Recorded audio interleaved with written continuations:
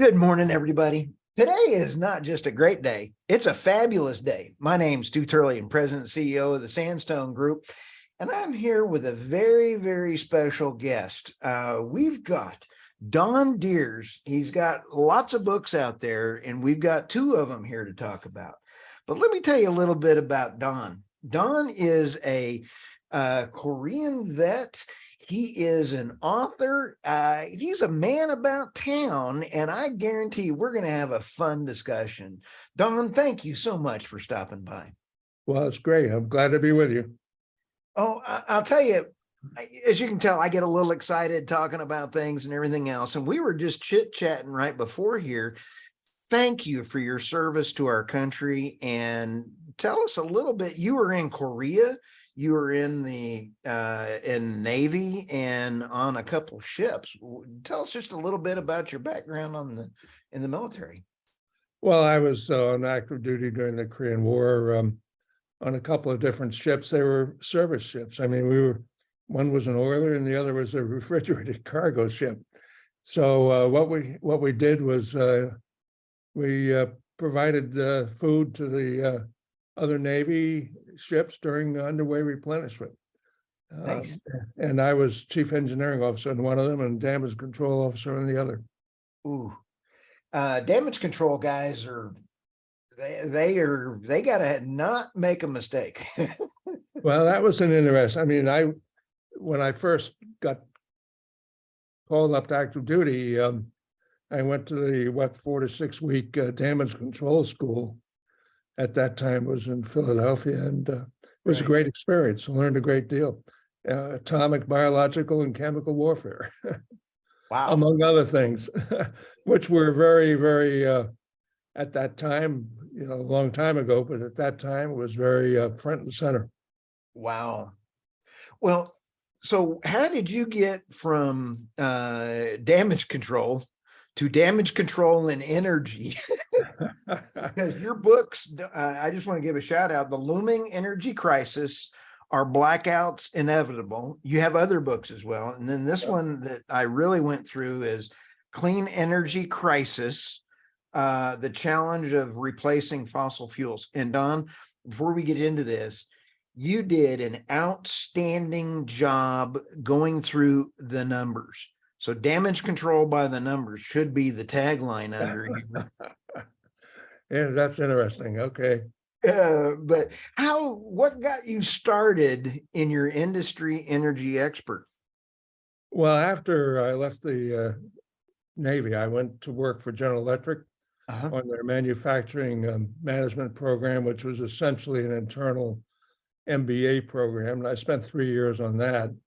But basically, I spent my entire career at General Electric working in different product industries, locomotives,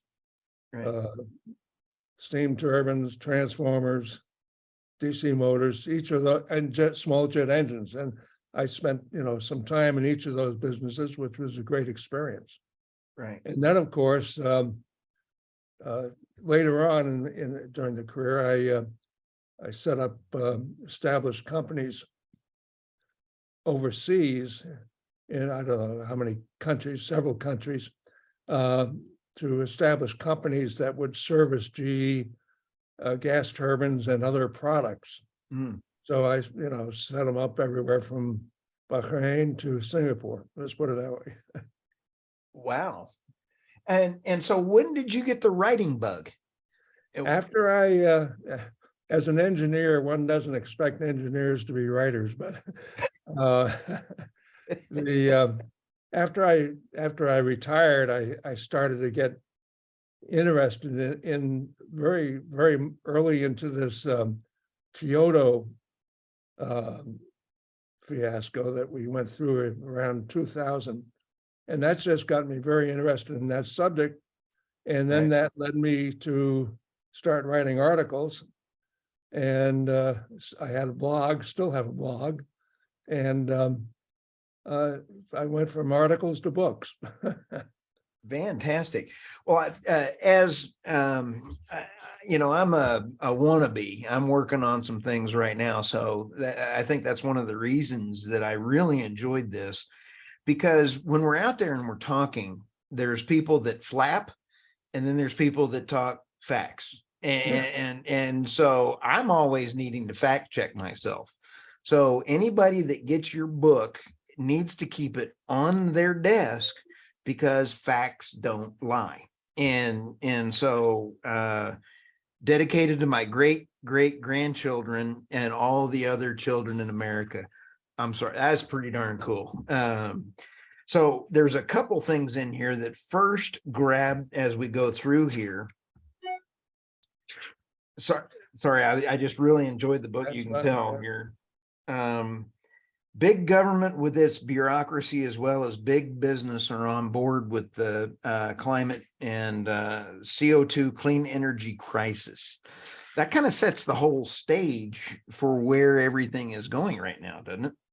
Yeah, it really does. I mean, it appears as though most businesses are supporting this idea that CO2, or supporting the idea that fossil fuels must be eliminated. And obviously that's the government position at this point in time.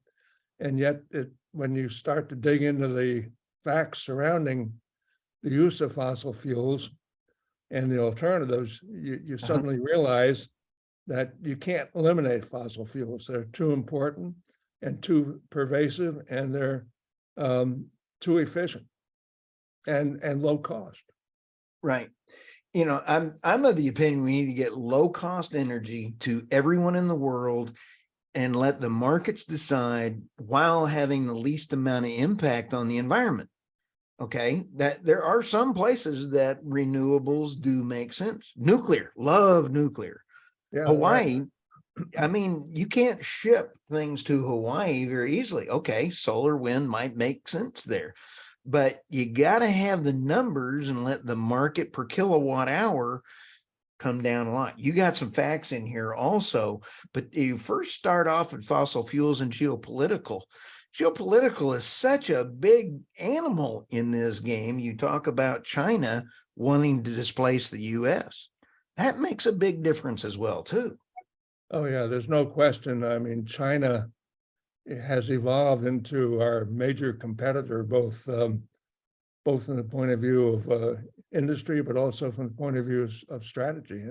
And they, at this point in time, are on a path that is to displace the United States as the leading economy in the world. And that's their plan. In fact, Pillsbury's book goes through. They have a 50-year plan to replace the United States. I'll tell you, I love your quote in here. The lower cost of energy, the greater its effect on economic growth and prosperity. That actually, that I think I've coined that, but I think that's the absolute truth. Absolutely. Yeah. And we're blessed in the United States for having just a huge reserves of fossil fuels that allow us to have cheap energy. And that cheap energy is so important because it allows us to have a very viable, efficient economy. Right. And you also address in here the fact that we were always energy dependent by importing. And then 2020, we became energy independent by exporting a lot of coal, exporting everything else. And so that is a huge transitional point in 2020. Yeah, that's exactly right. And I think one of the first early chapters, I go through each of the fossil fuels, oil, natural gas, and coal. And we have in this country, in our country, we have the largest reserves of all of those. No other country in the world has the reserves of fossil fuels that we have, which is a huge strategic and economic advantage. It's nuts. You actually, I love this. The US has 264 billion barrels, Russia 256 billion barrels, Saudi Arabia 212 billion in reserve. I mean, we're over Russia, and people don't realize that. I mean, we have, people forget that we not only have what the Gulf of Mexico and the Permian Basin and all that, we've got Alaska, which has a Right. huge amount of untapped reserves. So we're very fortunate.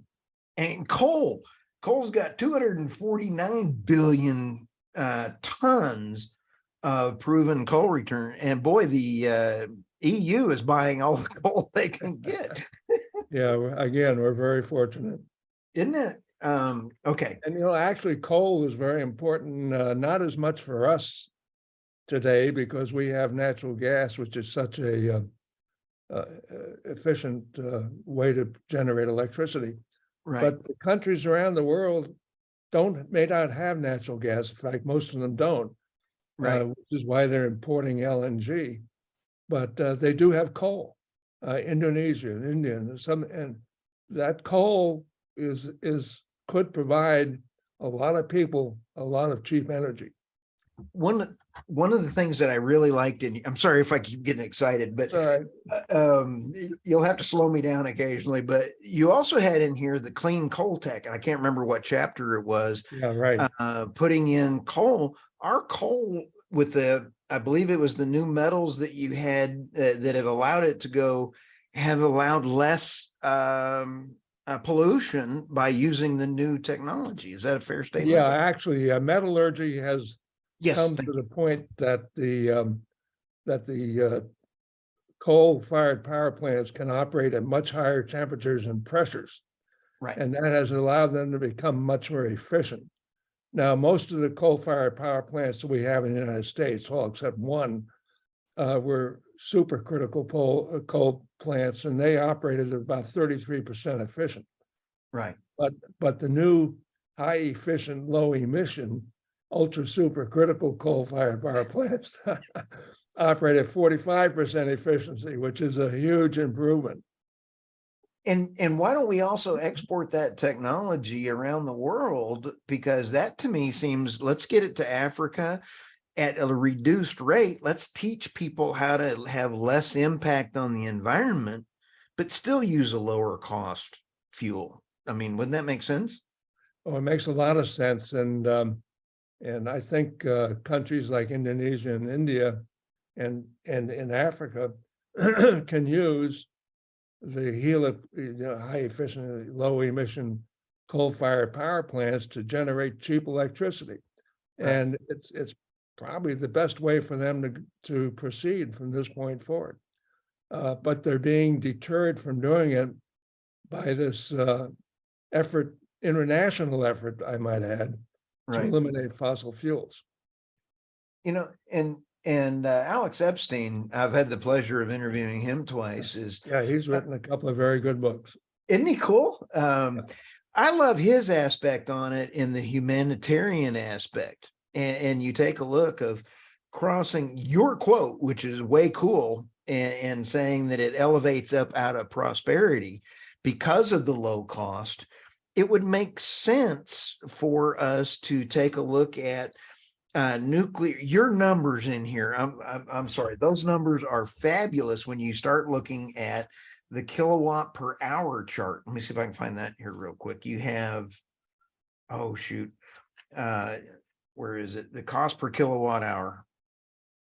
Oh well, I'll find that. We'll talk about that later. You lay out the difference of cost per kilowatt hour, where it was years ago and where it is now after renewables. And I believe there's such like a 40% increase in kilowatt. It was 7 cents, 9 cents, whatever that number was. And it's now up to, even more by gigantic standards because of the addition of the requirements for renewables. And nobody's calculating that in, because those are some important numbers. Let me go ahead and throw. I know the chart you're referring to. That was in my book, The Looming Energy Crisis, and then in this book too. Right. A little bit of history is required here. Back around 2000, FERC, the Federal Energy Commission, proposed that the that the grid be managed differently than it had been in the past. In the past, the grid had been managed by each individual utility, overseen by regulators, state Right. regulators. But FERC proposed that they set up regional transmission organizations and independent system operators who would then control and manage the grid within their areas. And about 2/3 of the country is now managed by RTOs and ISOs. Right. And 1/3 is still managed the old-fashioned way with utilities and regulators. And Right. that chart you refer to shows that those areas that have adopted RTOs and ISOs, Right.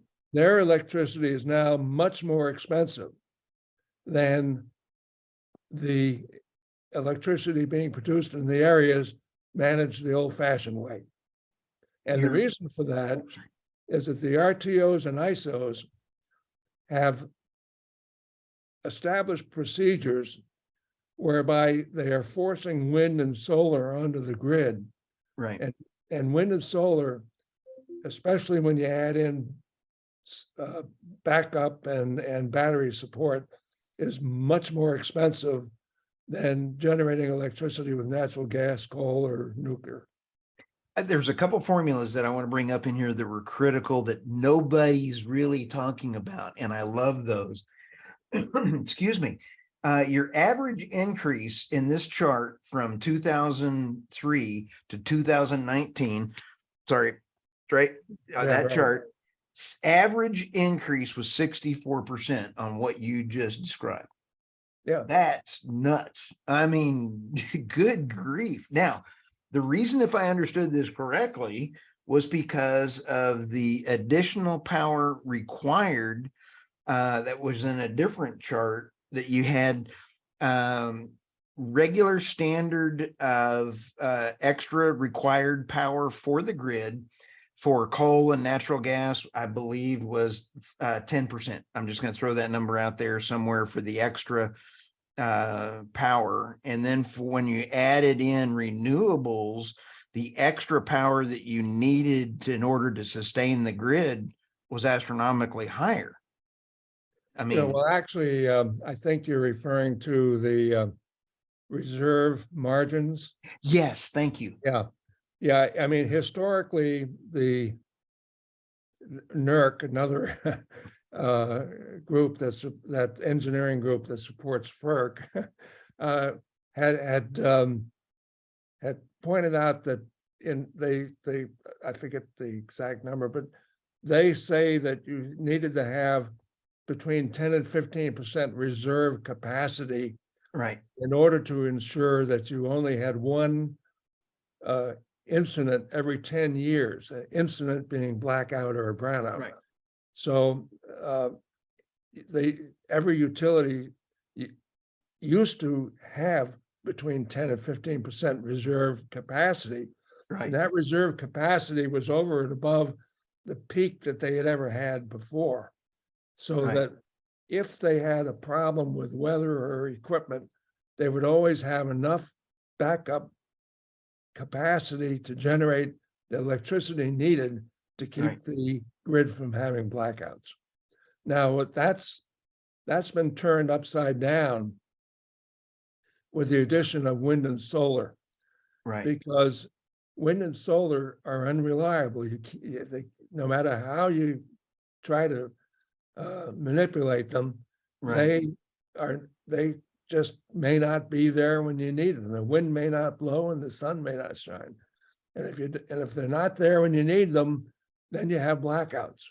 Right. And that's what happened in Texas a couple of years ago. Yeah, that was not too good. Yeah, a couple hundred people died because of that. Yes, and people were getting $1,000 electric bills overnight. You know, it's Yeah, kind of right. like, oh my goodness. Now, when you take a look at, I interviewed Shortening the Grin with Meredith Anglin, and Oh, yeah, right. she is way cool too. She is a big nuclear fan.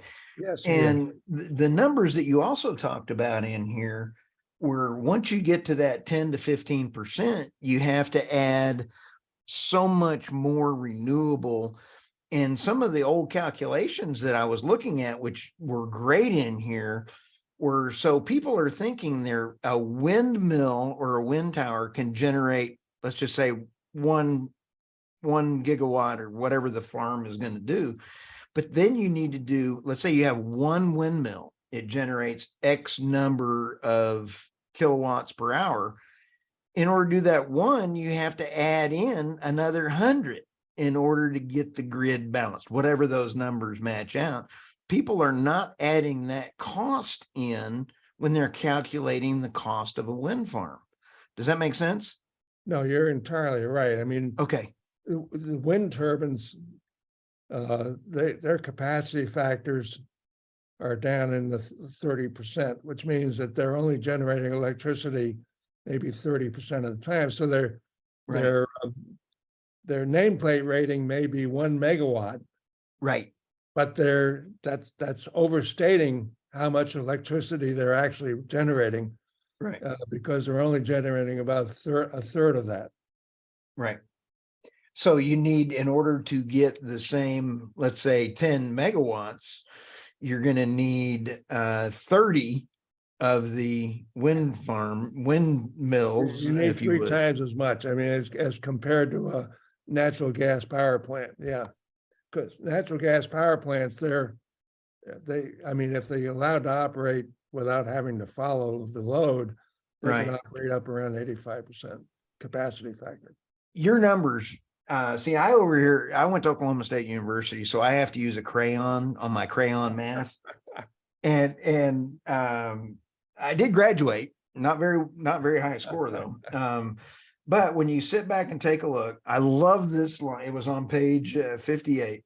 The total number of new wind turbines needed to produce 2.5 megawatts to achieve net zero carbon by 2050 is 995,000 new windmills. And then the average to be installed units must be installed.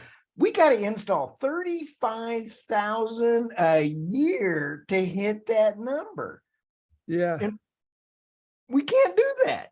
No, I mean, that's where net zero is absolutely ridiculous. Because I mean, I went through, and it's in that chapter there, I went through wind, solar, and nuclear, and also combined them. And it's impossible to achieve net zero. It just is not feasible. No. Especially if you try to do it by 2050, which is the goal.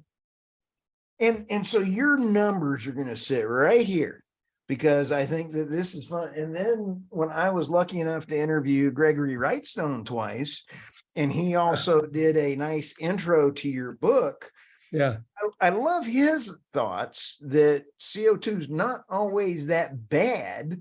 Trees like it. So there is the argument which one, but yours is dealing in numbers and dealing in financing, because it's my unprofessional opinion. If you print money in order to pay for something that is not technologically okay, means inflation's going to hit. Yeah, of course. Yeah. People don't seem to understand. That's right. Print money, inflation, poor people get poorer. That's my OSU crayon math. No matter how you do it with crayons or pens, it comes out the same. It does. Yeah. Now, I love EVs. I love the fact that electronic vehicles are great. Okay, super. But the technology is not there yet as well. Now, if you give me a hybrid, I think that that's a great way to use best of both worlds. You get a hybrid and you get 50 miles per gallon. That's starting to make a little sense to me. 75 miles per gallon. Wait a minute, because you use half the battery, you use half that. Okay, that technology is here. It's making sense. But your numbers on the EV kind of like make it frightening, because if the EV lasts, the batteries need to be changed after 8 years. And after 8 years, let's say you sell it at 10 years and the battery still works, but that person is going to have to put in a $10,000 battery upgrade. All of a sudden, you got a worthless car. Yeah, actually, that's an interesting, I went through the arithmetic there about the difference between internal combustion engines and battery powered vehicles. Right. Yeah, and you know, the internal combustion engine, the drivetrain, the engine and transmission, they last the full 12, Right. whatever it is, 12 years of life of the vehicle. Right. That's not true with the battery. Battery has to be replaced. So Right. that adds to the cost. I don't trade cars very often. I 250, 300,000 on mine. I get kind of used to a car. I don't trade it off very often. You know, if I just get it molded in just right, that's okay with me. I'm with you. Actually, I do keep my cars a long time. And But you mentioned the hybrids. I wrote an article. I used one of my neighbors who has a hybrid okay. as an example, because down here where we live, you really don't have to travel very far to do what you're doing. Right. And she, her hybrid can go like 48 miles, I think it was, on battery Right. before it kicks over to gasoline. And yet most of her trips every day are like less than 30 miles. Right. So she's actually traveling using virtually no gasoline and Right. just battery power, because she only travels 30 to 40 miles every day. And so the hybrid just makes a lot of sense when you think about it in those terms. Oh, absolutely. In fact, if I was going to do something and I would get a hybrid and a regular gasoline car, because I travel between my houses, little long drive, you know. I do a lot more than that, because I go back and forth between Oklahoma and Texas. Now, a hybrid would make it. Yeah, you know? but so anyway, Toyota is the other one that is really still pushing that concept. I think it's a good concept. Oh, I do too. And I loved your math on that. I'll tell you what, Donn, as you go through this, I'm highly recommending all of your books. I recommend everybody follow you on your blog. How can people find your book, or how can people find you? Well, first of all, the book is available on Amazon. It's easy to get. All my books are available on Amazon, at least the ones that are still in print. The Looming Energy Crisis. Actually, that book is, if anybody wants to understand how the grid operates and how the grid is being managed, right, that's the book that explains it. And yes. In fact, I actually refer to it a couple of times in my new book, Clean Energy Crisis, because it's part of the equation as to why we have a problem in trying to get replace fossil fuels with renewables. Right. And again, thank you so much. So Amazon and your blog. My blog is, just go to Power for USA is the name of the blog. Okay. And I think you can get to it by Donn Dears or whatever, but okay. Either Power for USA or Donn Dears. I'll tell you what, we're going to have all that in the show notes, and we will publish this out. We'll get it out to all of the channels and everything else. And so we really thank you for stopping by. Well, great. This has been a great interview, and I appreciate the opportunity to talk about some of these topics, which I find extremely important.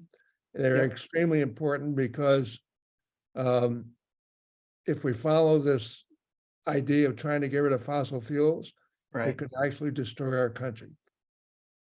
World. I'll take it one step further. Right. And by the way, thank you.